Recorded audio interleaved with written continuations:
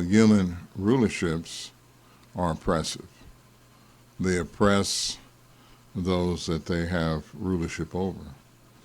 And particularly what we see is that whatever race is in charge or has the authority, has the mantle of government, they use that authority not for justice, but to oppress those who are not of their particular race or skin color. And so what you have is a government based on hatred, not justice. And many times the outcomes of such governments are like what happened in the book of Judges, chapter 9. It talks about the man Abimelek, who was the son of Gideon. Remember Gideon and his 300 men. In verse 1 it says, Abimelek, son of Jerubbaal, that is Gideon, went to his mother's brothers in Shechem, and said to them, to all his brothers, his mother's clan, ask all the citizens of Shechem, which is better for you, to have all 70 of Jerubbaal's sons rule over you, or just one man? Remember, I am your flesh and blood. Verse 3 says, when the brothers repeated all this to the citizens of Shechem, they were inclined to follow Abimelek, for they said, he is related to us. They gave him 70 shekels of silver from the temple of Baal-Berith, and Abimelek used it to hire reckless scoundrels who became his followers. He went to his father's home in Ophrah, and on one stone murdered his 70 brothers, the sons of Jerubbaal, that is Gideon. But Jotham, the youngest son of Jerubbaal, escaped by hiding. Then all the citizens of Shechem and Beth Milo gathered beside the great tree at the pillar of Shechem to crown Abimelek king. So we see here that selecting Abimelek as ruler had consequences. And what he did, instead of hiring the best people, he hired reckless people and scoundrels to follow him. And he went and murdered his own brothers. So this type of person is one they exalted, a person guilty of murder.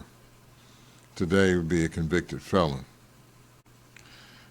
Now when Jotham was told about this is the youngest who escaped, he climbed up on the top of Mount Gerizim and shouted to them, listen to me, citizens of Shechem, so that God may listen to you. One day the trees went out to anoint a king for themselves. They said to the olive tree, be our king.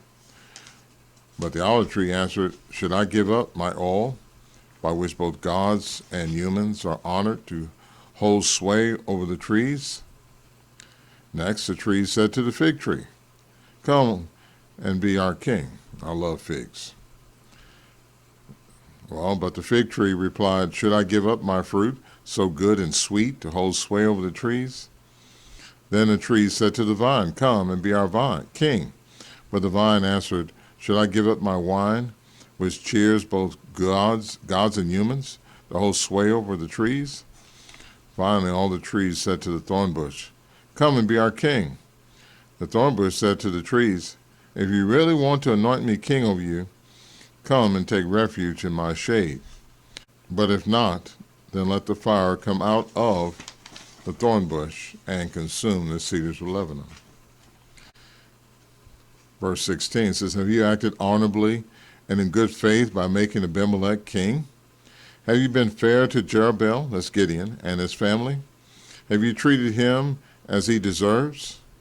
Remember that my father fought for you and risked his life to rescue you from the hand of Midian. But today you have revolted against my father's family. You have murdered his 70 sons on a single stone, and have made Abimelek, the son of his female slave, king over the citizens of Shechem, because he is related to you. So have you acted honorably and in good faith toward Jerubbaal and his family today? If you have, may Abimelek be your joy, and may you be his too. But if you have not, let fire come out from Abimelek and consume you, the citizens of Shechem and Beth Milo, and let fire come out from you, the citizens of Shechem and Beth Milo, and consume Abimelek.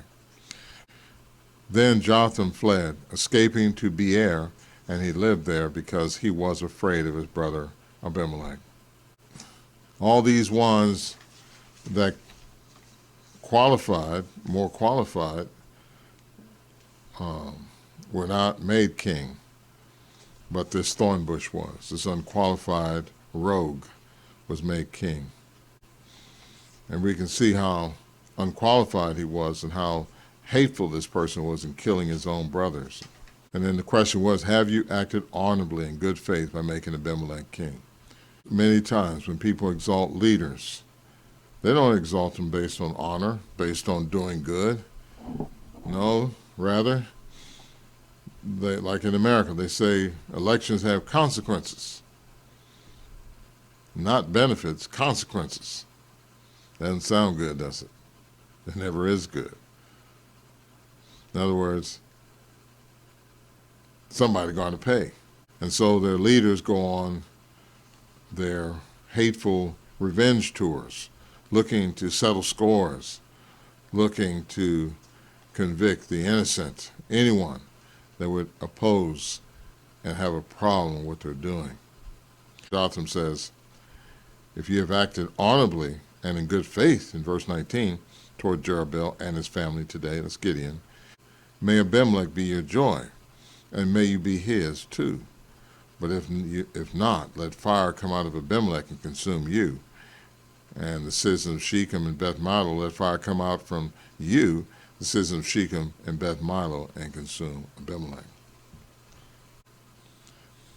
And so anytime people are exalted to kingship and rulership, and it's not honorable, then this is usually what happens.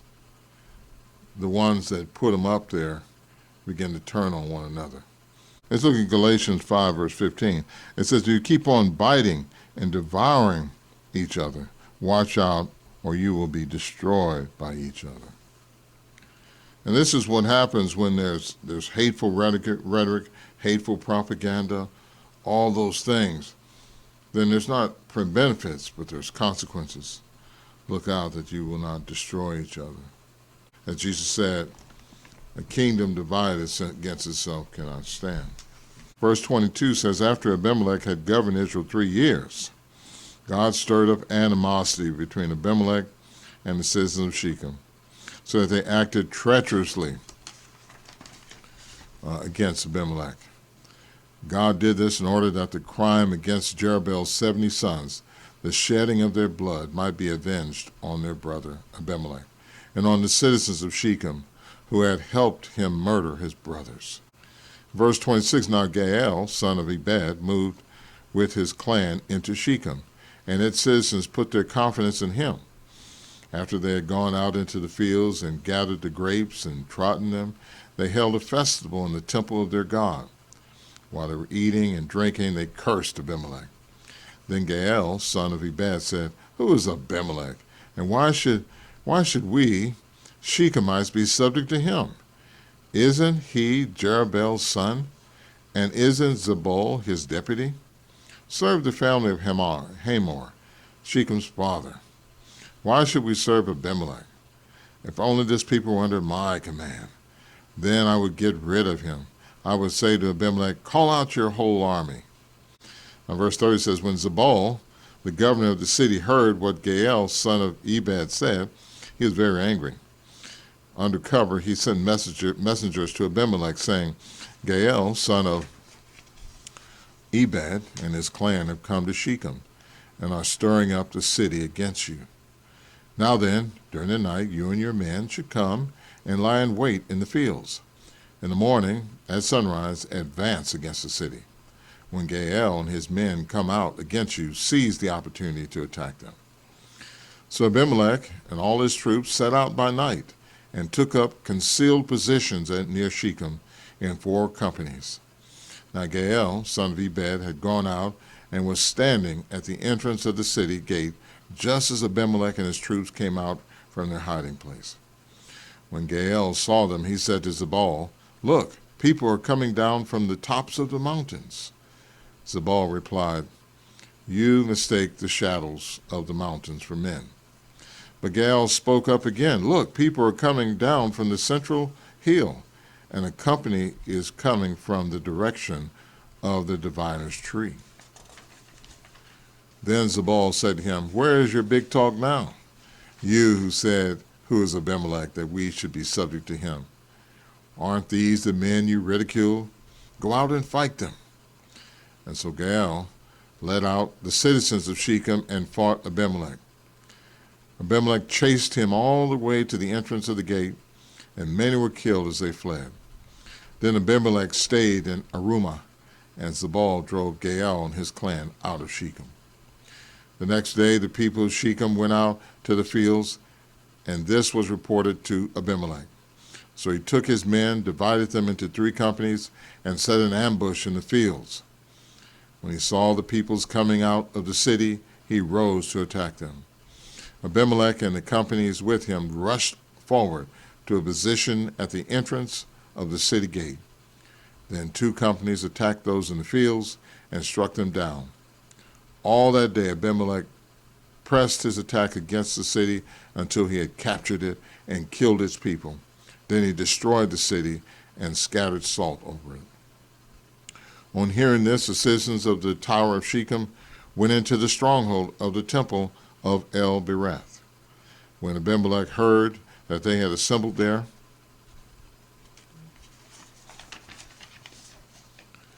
he and all his men went up Mount Zemon. He took an axe and cut off some branches, which he lifted to his shoulders. He ordered the men with him, "Quick, do what you have seen me do." So all the men cut branches and followed Abimelek. They piled them against the stronghold and set it on fire with the people still inside. So all the people in the Tower of Shechem, about 1,000 men and women, also died. Next, Abimelek went to Thebez and besieged it and captured it. Inside the city, however, was a strong tower to which all the men and women, all the people of the city, had fled. They had locked themselves in and climbed up on the tower roof. Abimelek went to the tower and attacked it. But as he approached the entrance to the tower to set it on fire, a woman dropped an upper millstone on his head and cracked his skull. Verse 56, thus God repaid the wickedness that Abimelek had done to his father by murdering his 70 brothers. God also made the people of Shechem pay for all their wickedness. The curse of Jotham, son of Jerubbaal, that's Gideon, came on them. So we see God use their hatred and animosity against them, and their wickedness against one another, and brought both parties to an end.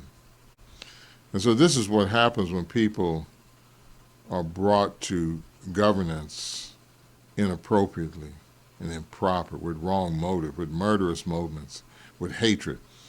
Because as the Bible says, if you hate your brother, that hatred makes you a murderer. And so this is what happens when these things occur, that eventually, as they go on their tour of revenge, their tour of consequences, that they begin to turn on one another. We find in this the fake religious leaders involved in this revenge tour, and this exalting of one like a thorn bush, as Abimelek was, exalting this thorn bush. They will one day experience their lovers, the ones that they have been engaged with in government to influence them to do wrong, turn on them, as Revelation chapter 17 brings out. And they will have nowhere to hide. And it will affect all the earth when this thing happens. So this is why Christians have no part in this world. Christians do not engage in exalting these leaders because they're not qualified. They have no commitment to justice and to doing what's right, and thus the people suffer. The only answer to human problems, to the world's problems, is God's kingdom. God has installed his king since the first century. Jesus has been ruling as king, as Revelation 1:5 brings out. He's been ruling in the midst of his enemy. Revelation chapter 6, he's been going from victory to victory. And eventually, it will culminate into the casting of the devil down to this earth. And then the leaders that exalt that the leaders that turned on the religious harlot, Babylon the Great, they themselves, just like Abimelek, they will be consumed by this great King Jesus Christ. He will throw the millstone on their heads, so to speak. He will crush them by means of Armageddon. We will see the deliverance. As Jesus said, lift up your heads, your deliverance is near. When the fire that will consume the religious harlot, and then the fire of destruction that will consume the ones they exalted, happens at Armageddon. And that will end this earth nightmare of human rulership. And now God's King, the great Jesus, will be the unopposed ruler over the earth. We thank God that he has installed his King, Jesus Christ.